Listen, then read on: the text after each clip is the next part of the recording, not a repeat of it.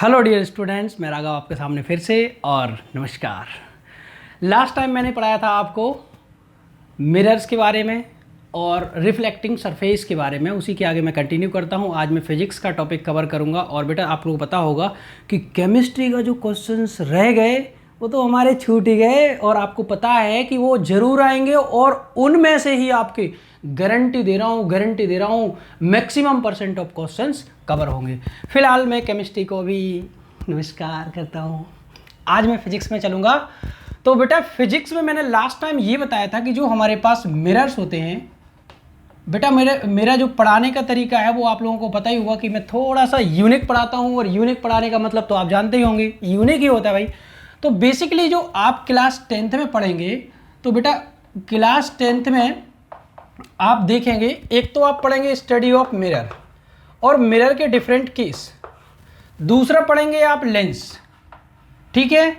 और अगर मैं लेंस की बात करता हूं, फिर लेंस की बात आता है हमारा कोई ऐसा मीडियम जो डेंस हो, ठीक है ना। तो यानी हमारे लिए लेंस के अलावा इन दोनों के बीच में अगर मैं ले लूं यहां पर, तो कोई भी एक डेंसर मीडियम की स्टडी करेंगे, डेंसर और रेयर की कंपैरिजन करेंगे, ठीक है। फिलहाल मैं आप लोगों को इन सब चीज़ों को पढ़ाने से पहले मैं एक थोड़ा सा यूनिक चीज़ ये बताता हूँ कि जब भी हम इस चैप्टर को पढ़ते हैं तो इसमें मेन कंपोनेंट क्या है। तो बेटा मैं जैसे स्टडी कराता हूँ वो ये है कि आप चाहे मिरर पढ़ें, चाहे लेंस पढ़ें, चाहे डेंसर का कोई भी आप रिलेशन पढ़ें, तो यहाँ पर हम बात करते हैं इनकी कंपैरेटिव स्टडी के बारे में। तो बेटा सबसे पहले मैं बताता हूँ मिरर्स आपके कितने तरीका के थे। आपके मेजरली 2 तरीका थे, एक का नाम प्लेन मिरर था और दूसरे का नाम आपका जो था स्फेरिकल मिरर, ठीक है। और स्फेरिकल मिरर के बारे में आपको मैं बता चुका हूँ कि ये भी 2 तरीके का होता है। और जब बच्चों 2 तरीके का स्फेरिकल मिरर आपको मिल जाए तो उनमें से एक का नाम कॉनकेव होता है और एक का नाम कॉन्वेक्स होता है।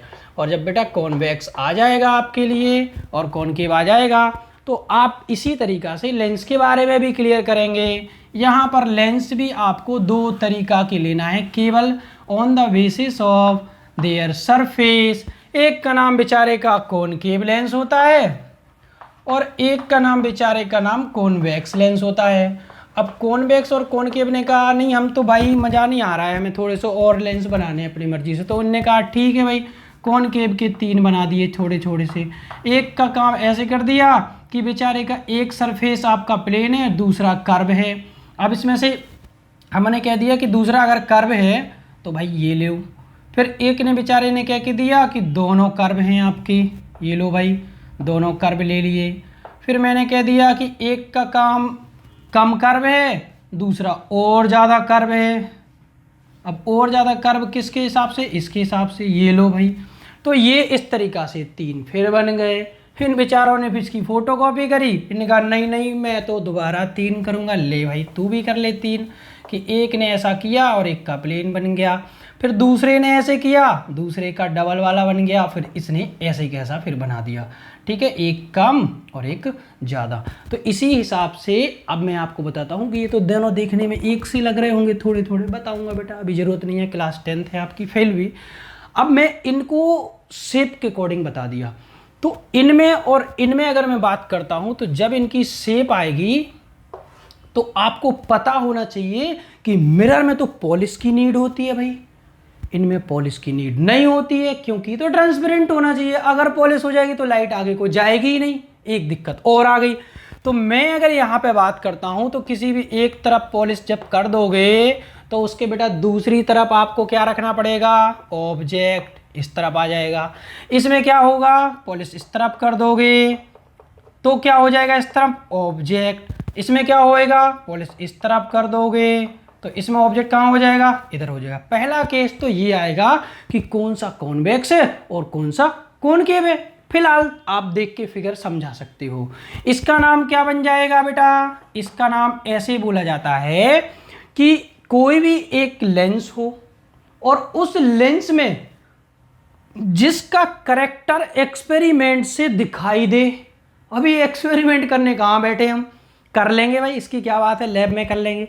तो मैंने नोटिस किया है कि अगर एक तरफ सरफेस प्लेन हो तो उसका बिहेवियर तो भाई कुछ नया आने वाला नहीं है। क्यों? क्योंकि प्लेन वाला क्या करता है, साइज को छोटा बड़ा नहीं कर सकता है।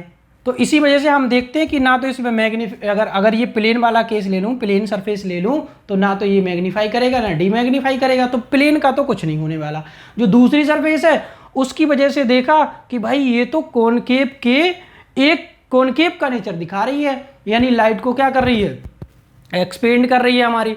जब लाइट को हमारा क्या कर देगी, डाइवर्ज कर देगी, तो हम कहेंगे यार ये तो हमारा कॉनकेव होना चाहिए। तो इसका नाम, जिसका इफेक्ट नहीं होता है उसे पहले बोला जाता है और प्लेनो करके लिख दिया जाता है, प्लेनो, और इसके वर्ड में क्या आ जाएगा, कॉनकेव, प्लेनो कॉनकेव।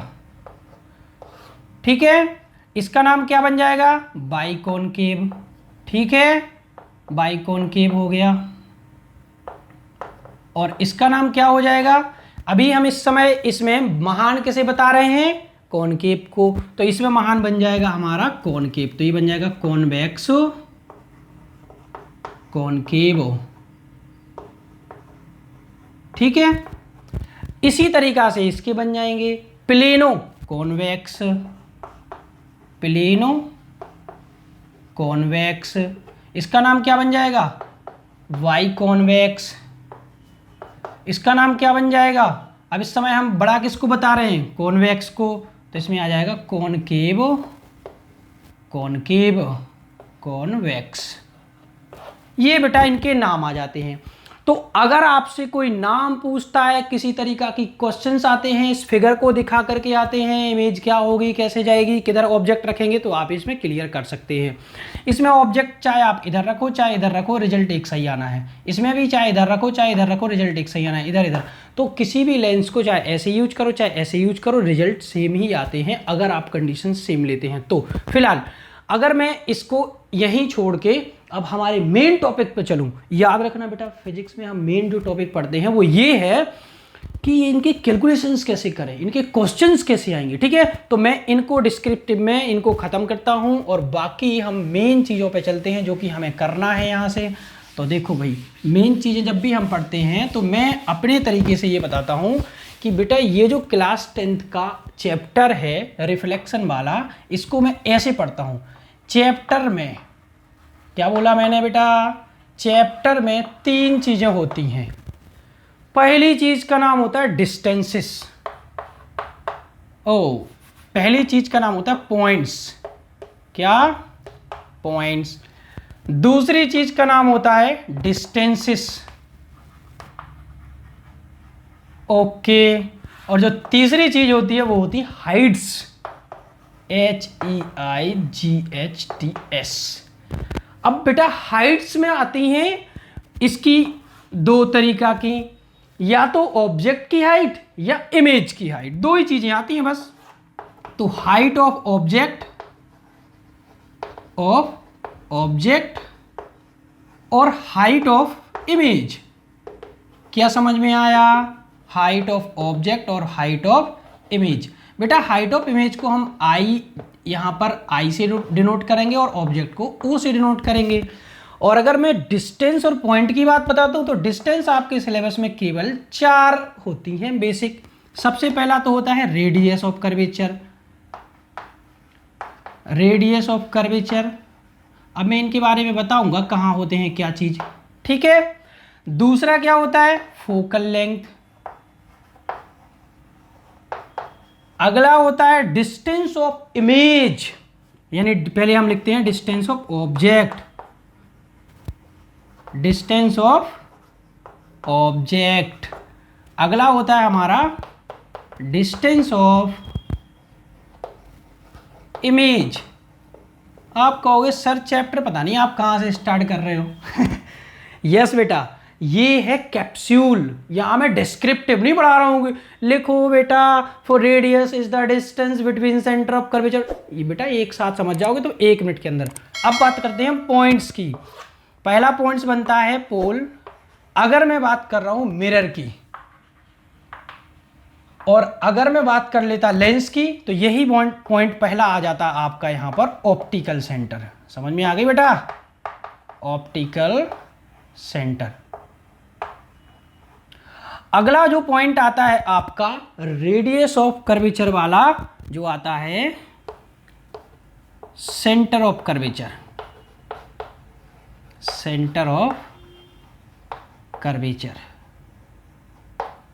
और जो नेक्स्ट आता है पॉइंट ऑफ ऑब्जेक्ट,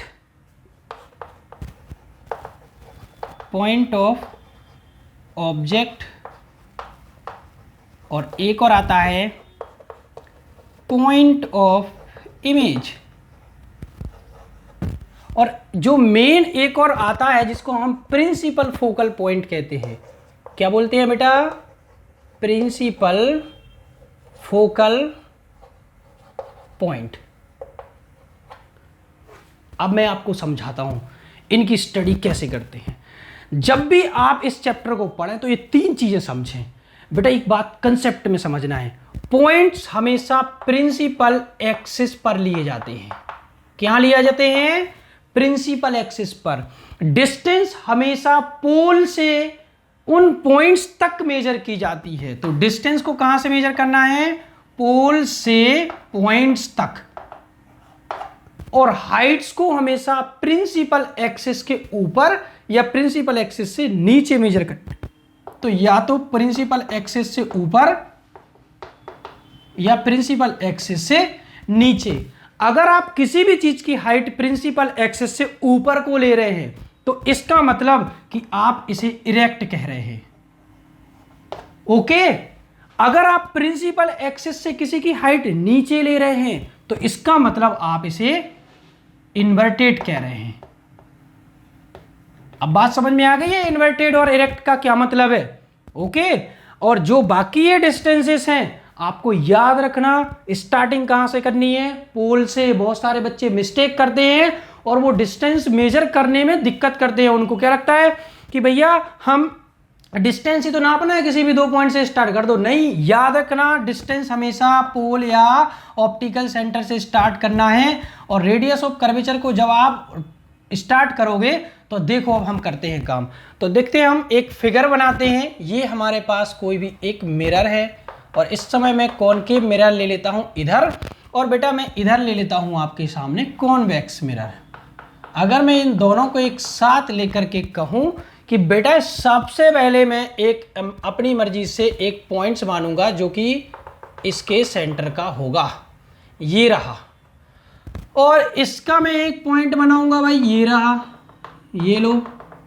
अगर मैं इसकी बात करता हूं तो ये रहा इसका पॉइंट। क्या मैंने अभी तक केवल एक ही पॉइंट अज्यूम किया? यस। अगर मैं ये ड्रॉ नहीं करता तो बेटा इस पूरे कर्व का, यानी जो आपका कर्व है इस इधर से ए से लेकर बी तक, इस पूरे कर्व का जो मिडिल आता है, इस मिडिल को बोलते हैं पोल। क्या बोलते हैं? पोल। ऐसे ही इस पूरे कर्व का जो कि ए बी है, इसके मिडिल को हम बोलते हैं पोल। अब आपको ये बात तो पता चल गई। अब दो पॉइंट्स हो गए। पहला पॉइंट्स पोल था जो मैंने कवर कर दिया, दूसरा पॉइंट्स आपका सेंटर ऑफ कर्वेचर था जो कि मैंने कवर किया है। इस पूरे कर्व का सेंटर, इसे बोलते हैं सेंटर ऑफ कर्वेचर। और इसमें भी सेंटर ऑफ कर्वेचर ये रहा। बात समझ में आ गई है? ये है सेंटर ऑफ कर्वेचर। अब आपको तीसरे पॉइंट्स की बात बताता हूं, पॉइंट ऑफ ऑब्जेक्ट। अगर मैं ऑब्जेक्ट को कहीं पे भी रखता हूं तो सबसे पहले इस पे प्रिंसिपल एक्सिस बना लेते हैं हम। तो बेटा एक इमेजिनरी लाइन खींच दो, ये प्रिंसिपल एक्सिस बन गई। ऐसे मैं इसमें भी एक इमेजिनरी लाइन बना दूंगा, ये बन गई प्रिंसिपल एक्सिस। ये एक लाइन है। अब ऐसा थोड़ी ना कि प्रिंसिपल एक्सिस किसी मिरर में लेके घूम रही है। अब जैसे कि मैं मिरर लेके आ गया कहीं से, ये रहा मिरर। बच्चों दिख रहा है ना, ये मिरर ही है बेटा, समझ जाया करो, गधो मिरर ही है। ये मिरर है तो क्या इसमें कहीं प्रिंसिपल एक्सिस दिख रही? नहीं। तो मिरर तो एक तरीके का सब्सटेंस होता है भाई, जिसमें सरफेस क्या हो, आपकी इमेज बना दे। तो हम कहते हैं शाइनिंग सरफेस अगर है तो इसका मतलब इमेज बन जाएगी। ओवरऑल अगर इमेज बन रही है तो हम कहेंगे वो मिरर है। अब मिरर में क्या प्रिंसिपल एक्सिस लेके घूम रही? नहीं, एज्यूम की जाती है। ठीक है ना? ओके। इसके बाद अगर मैं बात करता हूं कि अगर ये सेंटर ऑफ कर्वेचर है, ये पोल है, ऐसे इसमें भी ये सेंटर ऑफ कर्वेचर है, ये पोल है, फिर और अगला पॉइंट कौन सा आया? ये आ गया भाई हमारा पॉइंट ऑफ ऑब्जेक्ट। तो मैं अपनी ही मर्जी से एक ऑब्जेक्ट को यहाँ रख लेता हूँ। ये रखा एक ऑब्जेक्ट, ये रहा भैया ऑब्जेक्ट, ये रख दिया। कैंडल बना दी मैंने, ये रही, ठीक है। अब आपको समझ में आ गया, मैं यहाँ पे भी एक कैंडल बना देता हूँ, ये लो भाई, एक कैंडल बना दी मैंने। अब एक कैंडल बना दी मैंने, तो एक पॉइंट इधर आ गया कैंडल का, इस कैंडल वाले पॉइंट को मान लो मैं एम लिख देता हूँ, एम नहीं, हाँ एम ही लिख देता हूँ। इसको भी मैं क्या मान लेता हूँ, चलो भाई ऑब्जेक्ट एम नहीं ओ ले लेते हैं, जिसकी आपको आसानी हो जाएगी। ये भाई मैंने ओ ले लिया। अब क्या होगा, अब मैंने दूसरा पॉइंट ले लिया, पॉइंट ऑफ इमेज। मान लो इसकी इमेज कहीं पे भी बन गई, यहाँ कहीं बीच में, यहाँ कहीं बन गई, ये बन गई इमेज। अब ये कैसे पता चला सर नीचे को बनी, अरे अभी बाद में आएगा समय, टेंशन मत लो, इतनी भी जल्दी हवा में नहीं उड़ा करो। अरे समझ लो कि ये ऊपर की तरफ ये लटका दी नीचे, इसका मतलब तुम थोड़ा सा दिमाग लगाओगे भाई, हाइट्स, इसका मतलब नीचे को जा रही, इन्वर्टेड हो गई। अरे सर आपने तो इन्वर्टेड की कहानी समझा दी, बाद की बात है भाई, समझा देंगे। इसमें क्या हुआ, इसमें कहा भाई इमेज यहाँ तो बन नहीं रही थी, बेचारी गलती से हमने वैसे ही अजूम कर ली कि इधर बन गई होगी, ठीक है। ये अरे सर इसमें तो इरेक्ट बन गई, तो नई नई बातें बता रहे आप, बढ़िया है। फिलहाल 10th क्लास के बच्चों को पता होती है, कोई नई बात नहीं है, लेकिन फिर भी आपको सीरियस से समझना चाहिए कि मैं कैसी चीज़ें कवर कर रहा हूँ। अभी मैंने पॉइंट्स कवर किए, डिस्टेंस और ये तो हमारी रह गई, और इसमें भी मैं थोड़ा सा रिलेट कर रहा हूँ, बात समझ गए ना।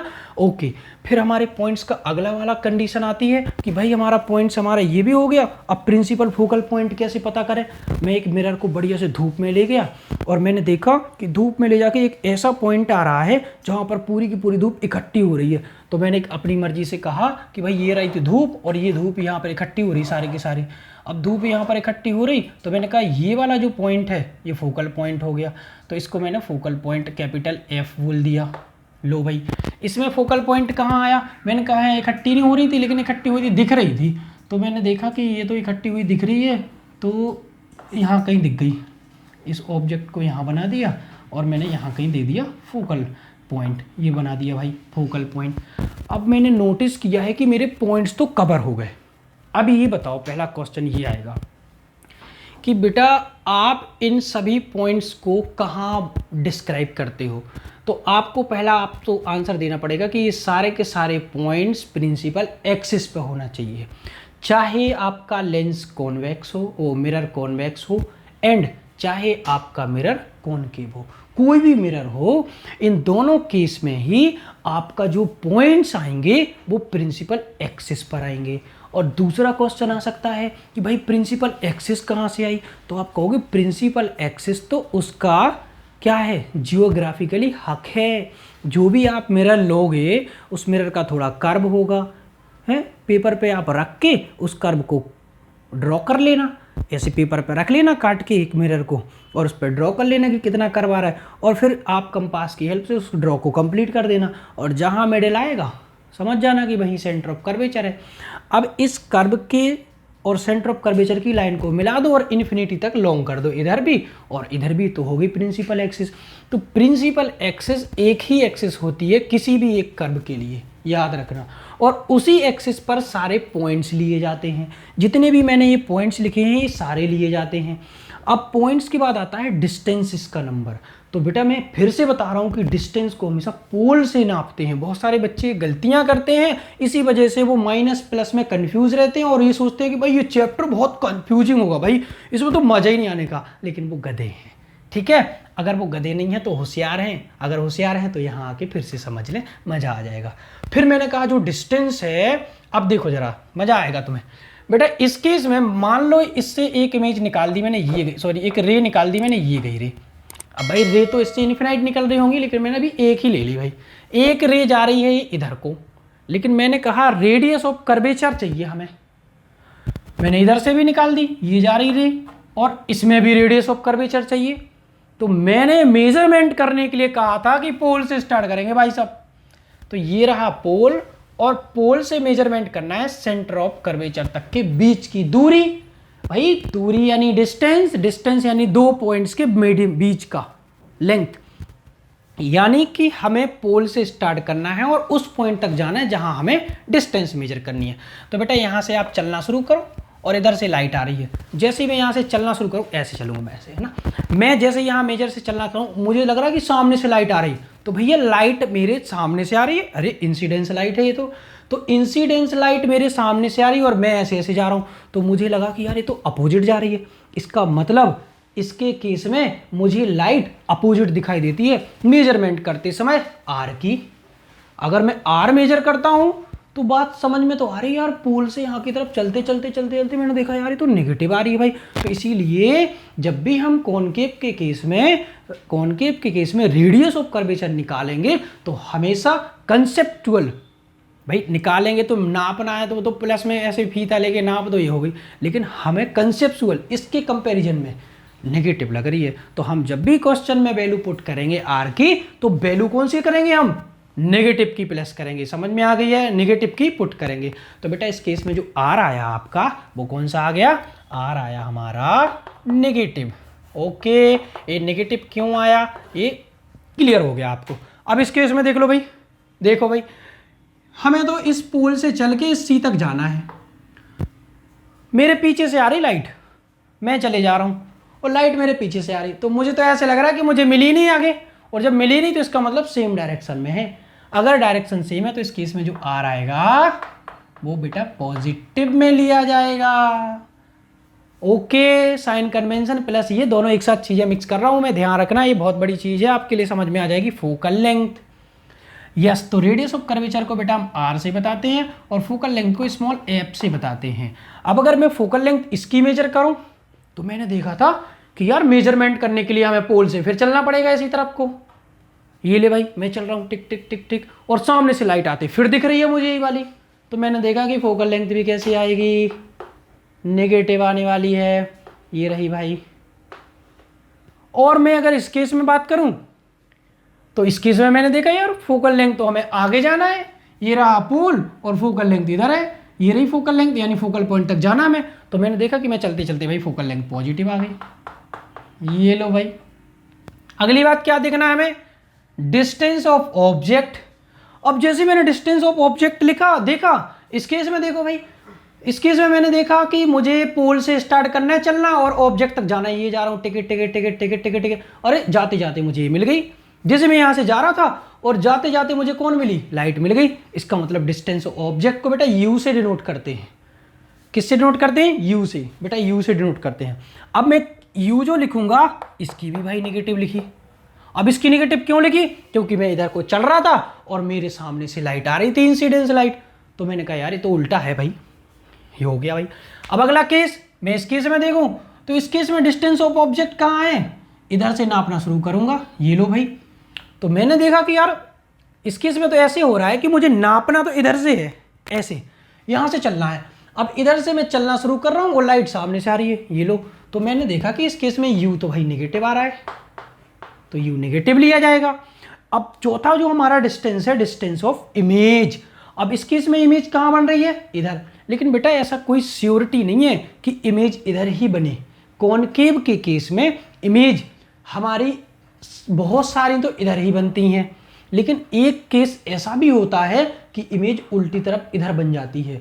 तो यहाँ पे कंक्लूजन क्या निकला, कंक्लूजन ये निकला कि भैया ये सारे केस तो इसके नेगेटिव होंगे, लेकिन जो भी आने वाला है डिस्टेंस ऑफ इमेज वो नेगेटिव भी हो सकता है और पॉजिटिव भी हो सकता है। क्यों, क्योंकि अगर मैं इस ऑब्जेक्ट को यहाँ से उठा के इधर रख दूं, इधर, तो मैंने देखा कि इसकी जो इमेज है ना वो इधर बन जाती है। अब मैं भाई इमेज को जब उल्टी तरफ बन रही है तो इसका मतलब तो हमें मेजरमेंट इस तरफ लेनी पड़ेगी, जब मैं इस तरफ लूँगा तो राइट भी ऐसे आएगी। तो बेटा इसके केस में जो इमेज है वो पॉजिटिव और नेगेटिव दोनों होती है, बात समझ में आ रही है। लेकिन इसके केस में जो इमेज है वो हमेशा उसी तरफ बनती है, इधर, और इसी तरफ बनती है। तो हमने देखा कि इस केस में जो इमेज है वो हमेशा पॉजिटिव होती है।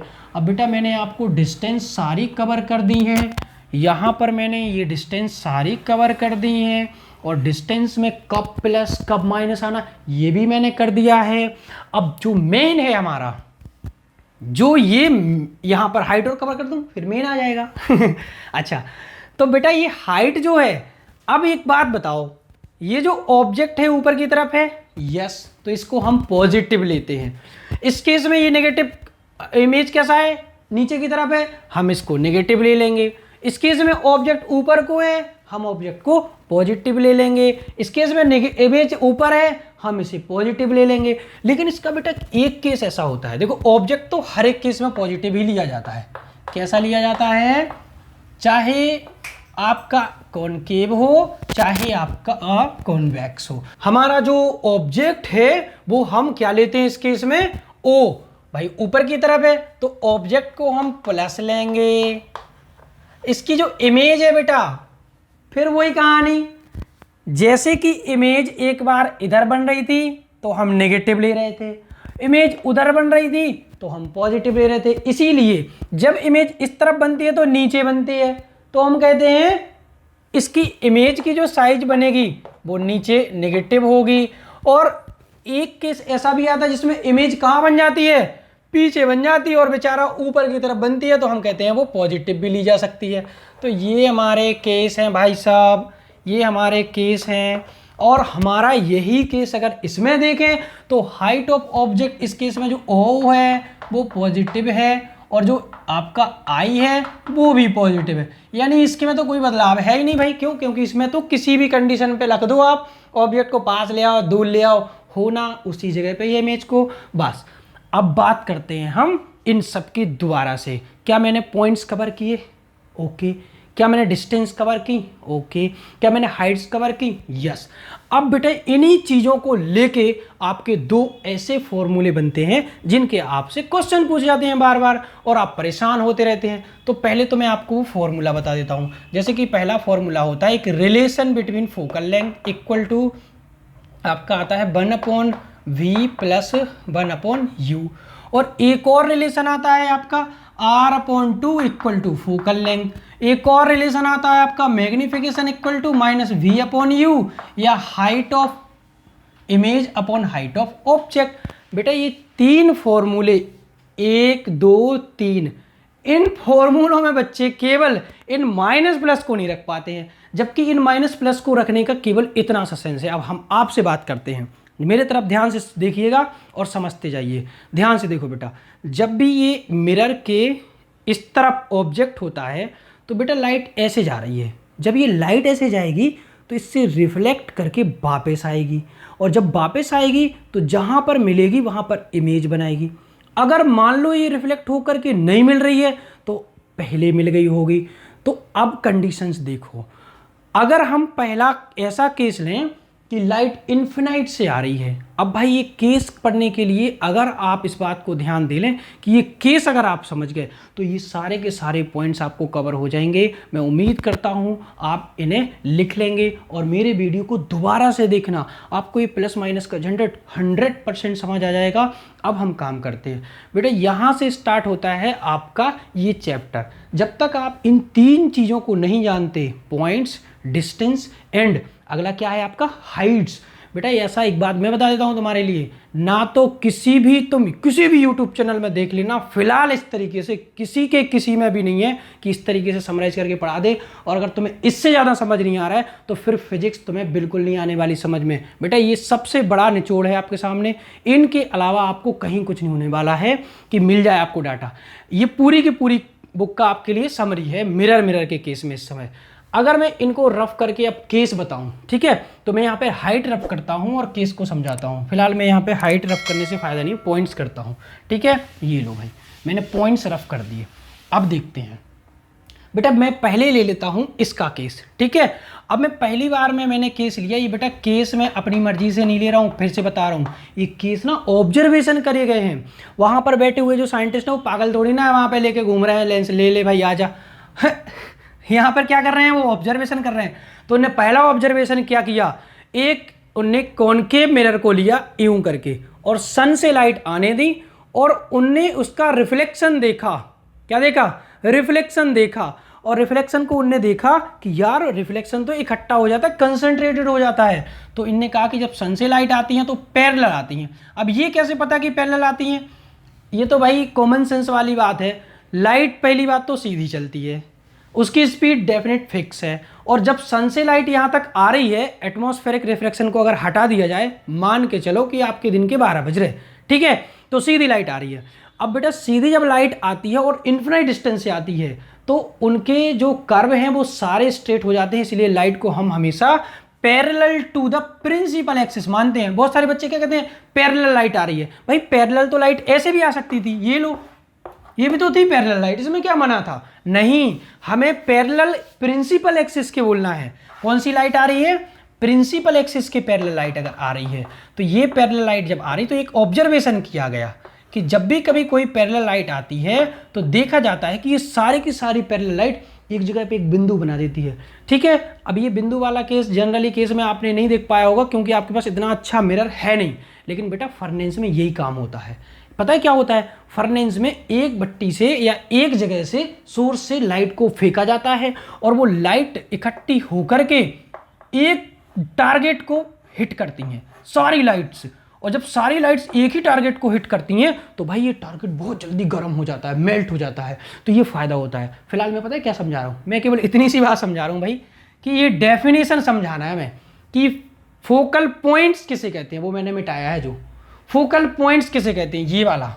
तो मैंने कहा कि जब भी कोई लाइट इन्फिनाइट से आए, आने दो भाई, इस पर टकराएं, टकराने दो, टकराने के बाद वो जिस भी पॉइंट पर मिलेंगी सारी, उस पॉइंट को हम फोकल पॉइंट कहते हैं। लेकिन अगर ये पॉइंट प्रिंसिपल एक्सिस पर है तो इसको हम प्रिंसिपल फोकल पॉइंट कहते हैं। याद रखना, फोकल पॉइंट तो ऐसे बहुत सारे होते हैं, किसी भी एक मिरर के लिए इनफाइनाइट फोकल पॉइंट हो सकते हैं, लेकिन प्रिंसिपल फोकल पॉइंट एक ही होता है, वो भी प्रिंसिपल एक्सिस पर होता है। क्यों? क्योंकि principal focal point principal axis से होकर जाता है, बाकी के पॉइंट्स उस प्लेन पर लाई करते हैं। तो यहाँ पर दो बातें समझाई मैंने कि अगर प्रिंसिपल फोकल के अलावा कोई पॉइंट्स है जबकि फोकली, तो हम कहते हैं कि वो प्रिंसिपल फोकल नहीं है, वो एक नॉर्मल कोई फोकल पॉइंट है। जैसे समझाता हूँ, अब अगर मैं कहूँ कि एक कोई पैरेलल लाइट आ रही है इधर से, प्रिंसिपल फोकल के नहीं आ रही है, क्लियर? अब ये पैरेलल लाइट जब आएगी तो भाई सीधी सी बात है कि वो यहाँ कहीं मिल जाएगी। मान लो यहाँ मिला दी मैंने, अरे गलत कर दिया, ये लो इधर मिला दी। अब बेटा जब इधर मिला दी तो ये वाली लाइट प्रिंसिपल फोकल पे नहीं मिल रही है, तो हम कहेंगे कि ये है तो फोकल पॉइंट ही। क्यों? क्योंकि ये फोकल प्लेन में लाई कर रहा है, देखो ये प्लेन में लाई कर रहा है, तो है तो वो फोकल पॉइंट ही, लेकिन प्रिंसिपल नहीं है। प्रिंसिपल मतलब बहुत ज़्यादा मेन, ओके? और वो मेन किस पे आता है? प्रिंसिपल फोकस पे। तो मैंने एक चीज़ तो तुम्हें समझा दी कि ये बात एक्सपेरिमेंट से पता चला कि जब इन्फिनाइट लाइट आती है और किसी भी मिरर पे पड़ती है तो वो जहाँ मिलेगी वो पॉइंट फोकल है। अब उसको नापेंगे कैसे? अरे भाई ये तो मैथमेटिक है, इधर एक मिरर लगा दो, अच्छा हिंज कर दो, मतलब फिक्स कर दो, वहां से खूब पैरेलल लाइट आने दो और यहां से जहां पर वो पॉइंट बनेगा वहां से लेके स्केल से नाप दो। इसमें क्या प्रॉब्लम है? यहां से लेके नाप दो। तुमने देखा होगा स्कूल में इतने बड़े बड़े वो रखे रहते हैं स्केल बने हुए, उस पर लेंस को इधर खिसकाते रहते हैं आगे पीछे, है ना? वो यही चीज़ करवाते हैं। फिलहाल अभी हम लेंस नहीं पढ़ रहे, तो मैंने कहा इसको नापना आसान है, केवल एक्सपेरिमेंट है, जियोग्राफिकल एक्सपेरिमेंट, ज्योमेट्रिकल एक्सपेरिमेंट, इसमें कोई लंबी चौड़ी बात नहीं है, नहीं कोई रॉकेट साइंस है, तो सिंपल सी बातें हैं भाई। अब जो मेन दूसरी बात आने वाली है वो ये है कि पता है सरप्राइजली क्या फिक्स हुआ कि जैसे ही फोकल पॉइंट की दूरी नापी गई, ये लो मान लो फोकल पॉइंट इस पोल से 10 सेंटीमीटर दूर आ गया इस मिरर के लिए। याद रखना सब मिरर एक जैसे नहीं होते हैं, सब मिरर के केवल फोकल ही पॉइंट तो अलग अलग होते हैं। जैसा डिजाइन करोगे वैसे ही आपका समराइज करेगा, तो फोकल पॉइंट्स अलग अलग होते हैं, इसलिए ध्यान देना। तो मान लो इस मिरर के लिए फोकल पॉइंट इधर है, तो पोल से फोकल तक की दूरी कितनी हुई? 10 सेंटीमीटर। और पता है अनफॉर्चुनेटली क्या प्रूफ हुआ कि रेडियस ऑफ कर्वेचर आता है 20। सबसे अच्छी बात क्या हुई कि इसका रेडियस ऑफ कर्वेचर आता है कितना? अरे भाई इस फिगर भी ठीक से नहीं बन रहा है, ये ले, ठीक है, रेडियस ऑफ कर्वेचर कितना आता है? 20। तो इससे एक कंक्लूजन निकाला गया, ये कोई फॉर्मूला नहीं है, ये केवल कंक्लूजन है कि जब यहां से लेके यहां तक की दूरी r होगी तो ये एक्सपेरिमेंट के बाद प्रूफ हो गया है कि पक्के में वो f का डबल ही होगा। ये ज्योमेट्रिकल का कितना बड़ा खेल है, कितनी शानदार चीज इन्हें बता के दी है। यस, तो इससे बहुत सारी चीजें कंक्लूजन करके निकाली गई। अब इससे कंक्लूजन का थोड़ा ओवर डिस्क्रिप्शन दिया, और डिस्क्रिप्शन पता कैसा दिया? अब देखते हैं हम डिस्क्रिप्शन कैसा दिया, वो मैं अब जगह बनाता हूँ और तुम्हें समझाता हूँ हुआ क्या है एक्चुअलिटी में। पता हुआ ये है कि एक अच्छा खासा मिरर था, ओके भाई मिरर बन गया हमारा। अब इस मिरर पे जब लाइट गई तो लाइट के लॉ तो यही कहते हैं कि भाई हम तो जितनी से जाएंगे एंगल से उतने ही आर से भाग जाएंगे। तो किसी ने कहा भाई को मना थोड़ी ना किया है, करो आप। तो मैंने कहा एंगल आई बराबर एंगल आर फॉलो हुआ। और देखो यहाँ मैथमेटिक्स, सिंपल सी मैथमेटिक है बेटा। तो जब लाइट इंसिडेंस यहाँ आ रही थी तो यहाँ से रिफ्लेक्ट हो गई आई बराबर आर से। अब ये वाला जो लाइन थी ये क्या है, नॉर्मल है।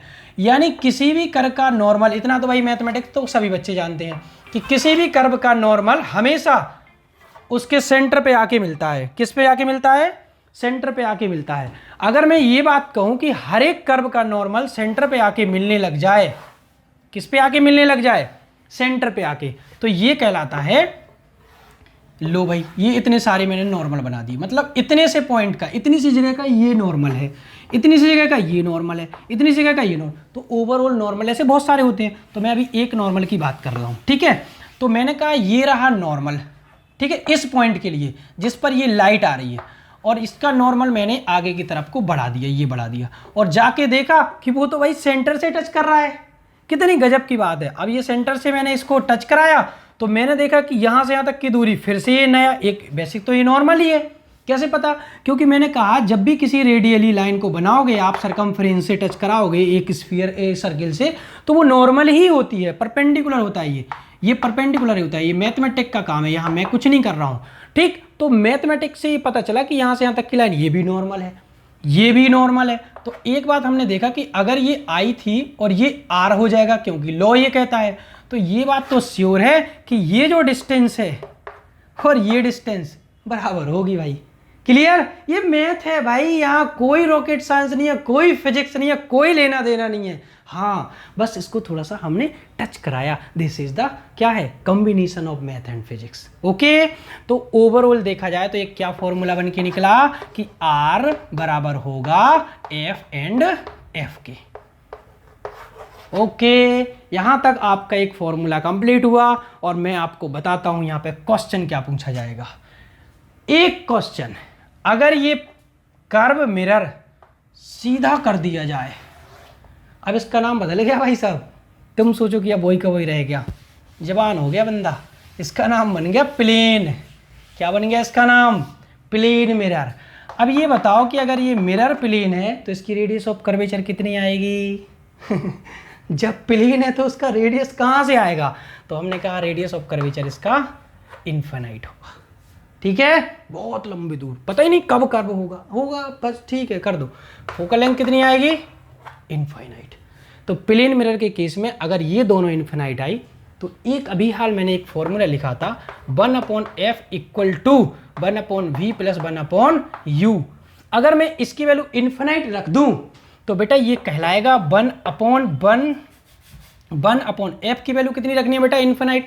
और इनफाइनाइट का मतलब होता है किसी के भी अपॉन में जीरो होना।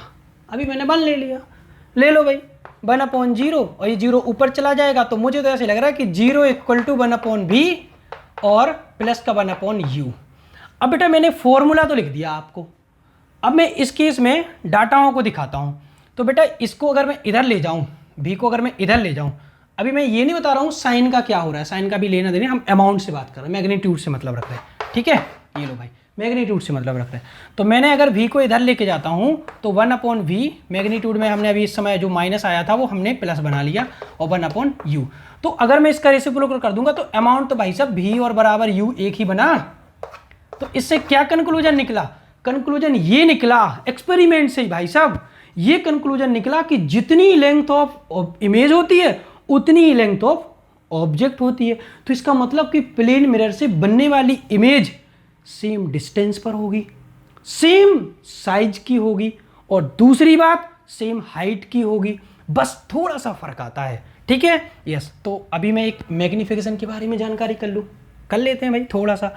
तो मैग्निफिकेशन इसका आएगा, मैग्निफिकेशन बेटा जब हम फॉर्मूला मैग्निफिकेशन निकाल रहे तो पूरा फॉर्मूला के हिसाब से निकालेंगे। तो m इक्वल टू फॉर्मूला होता है हमारा -v/u, और आपको मैं बता देता हूं कि m की वैल्यू इसके केस में, पहली बात तो इन दोनों की वैल्यू एक सी है, वैल्यू में कितनी है, अमाउंट में सेम है।